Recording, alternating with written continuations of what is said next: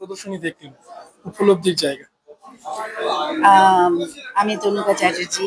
আজকে আমি এসেছি কলকাতা কথকতার আয়োজনে উত্তম কুমারকে নিয়ে, তার জন্মদিনে তাদের শ্রদ্ধাঞ্জলি, উত্তম কুমারকে নিয়ে এক্সিবিশন।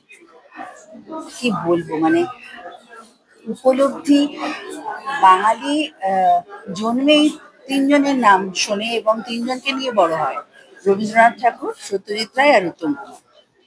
তো আর এই তিনজনকেই যত বয়স হয় তত বেশি করে বোঝা যায়।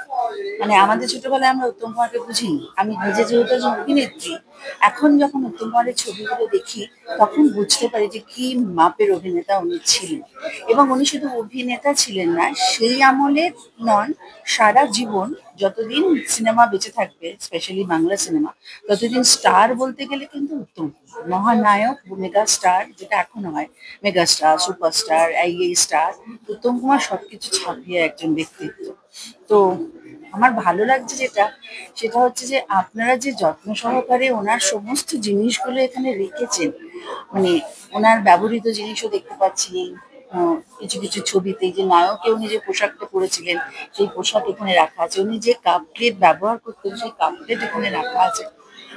আমি সত্যি আপনাদের ধন্যবাদ জানাচ্ছি, মানে বাঙালির তরফ থেকে আপনাদের ধন্যবাদ যে এইরকম ভাবে এইরকম একজন ব্যক্তিত্বকে সম্মান প্রদর্শনের জন্য।